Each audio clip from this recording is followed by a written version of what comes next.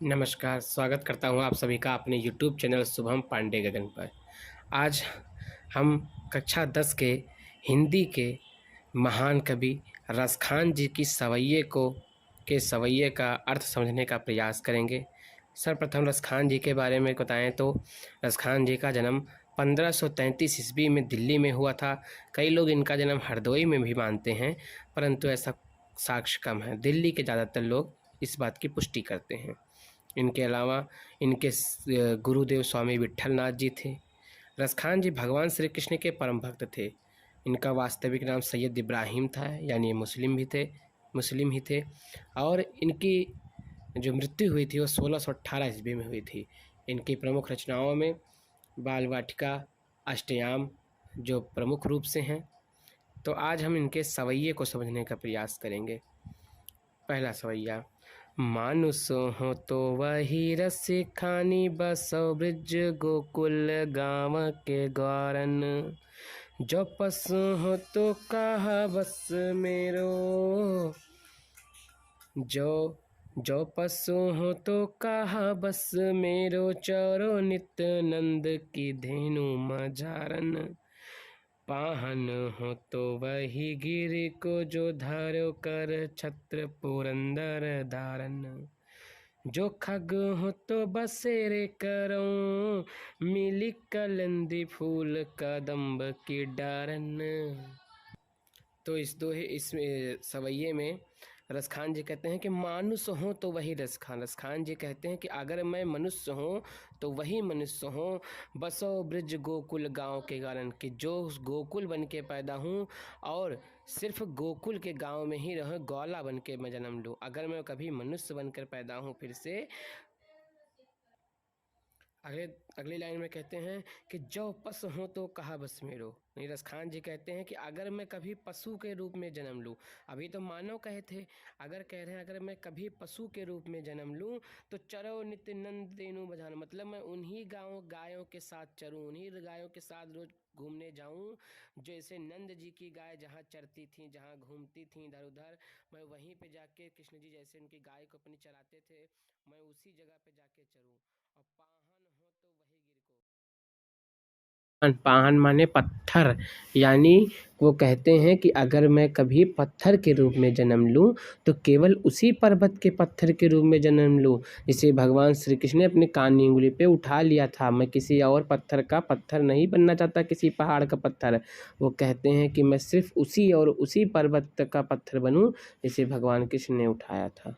कर्पूर छत्र पुरंदर धारण, जिसे भगवान श्री कृष्ण ने छत्र की भांति अपनी छोटी सी उंगली पर उठा लिया था। और जो खग हो तो कहा बसेरो मेरो, मतलब अगर कभी मेरा जन्म पक्षी के रूप में होता है, खग के रूप में होता है, बिहग के रूप में होता है, तो बसेरो करो मैं वहीं पर अपना वास करूं कि मिल कलंदर कूल कदम की डालन, कि जिस कदम की कूल की डाल पर जो जमुना नदी, कलिंदी मतलब जमुना जी, कूल मतलब किनारे, तो जमुना जी के किनारे जो कदम की पेड़ था उसकी डालों पे मैं अपना घोंसला बनाऊं।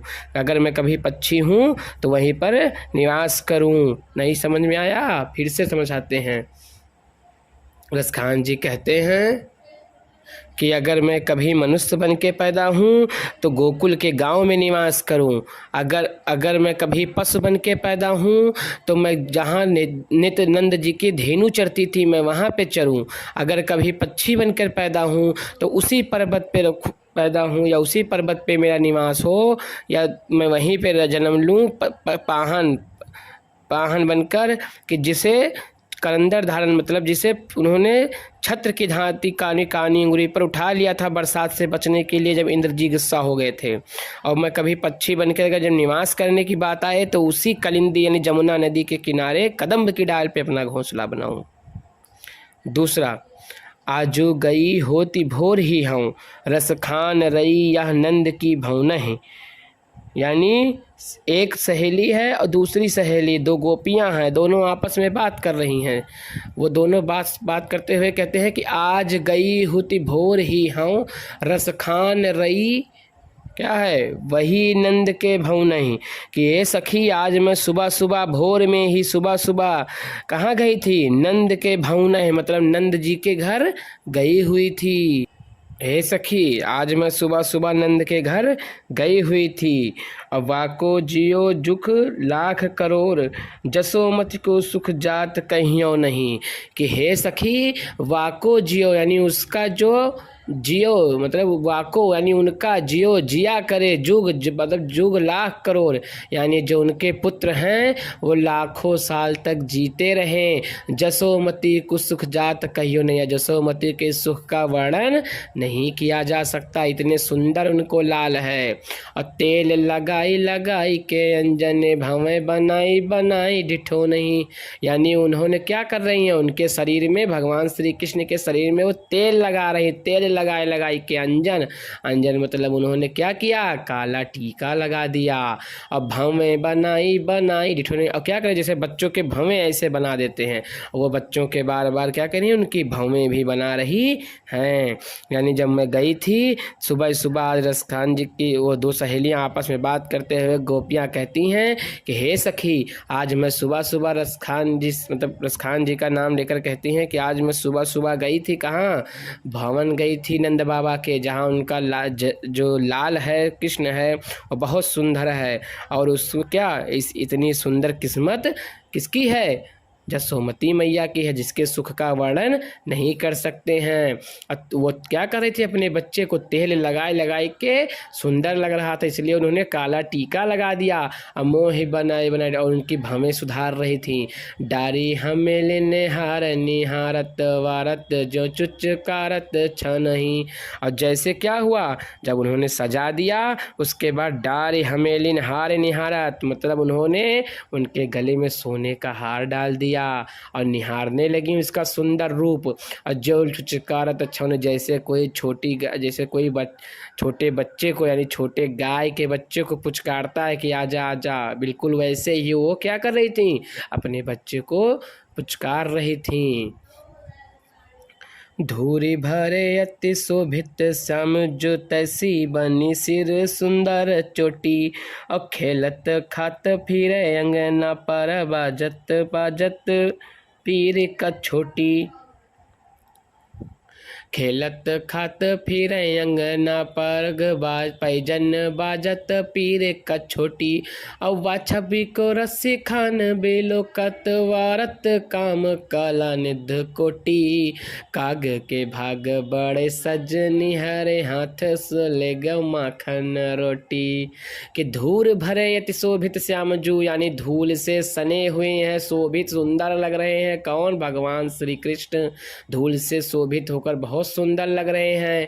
तैसी बनी सी सुंदर चोटी, और उनके सर पर सुंदर सी कितनी सुंदर चोटी बनी हुई है। और खेलत खात फिर अंगना खेल रहे हैं और पूरे अंगने भर में घूम रहे हैं। पग बैजन बाजत पीर का छोटी, और उनके पैरों में पैजनियां है जो बज रही है। और पीरी का छोटी, पीर मतलब पीली कछोटी मतलब क्या, लंगोटी। और पीली पीली लंगोटी पहनकर पैजनियां पहन के दौड़ रहे हैं पूरे आंगन भर में, और खेल रहे हैं, खा रहे हैं और घूम रहे हैं। वह छवि को रसी खान बिलोकत, और इस छवि को देख कर सोच कर रसखान बिलोकत हर्षा गए हैं, खुश हो गए हैं। और वारत काम काला निधि कोटि, इसके सुंदर को इस जो काम कर रहे हैं उससे लग रहा है कि क्या करोड़ों निधि मिल गई है सुंदरता को देखकर। और काग के बाग बड़े सजनी हरे हाथ सोले गौ माखन रोटी। और कहते हैं कि उस कौवे के देखिए कितने सुंदर भाग है। वो दो सहेलियां क्या कह रही हैं, सजनी उस जो कौवा आया एक और उनके हाथों से माखन रोटी चुरा के उड़ गया, भगवान कृष्ण जो खा के चल रहे थे। और किस काग के कितने सुंदर भाग है कि भगवान का हाथ से उनका जूठा लेकर चला गया, धन्य हो गया वो कौवा भी।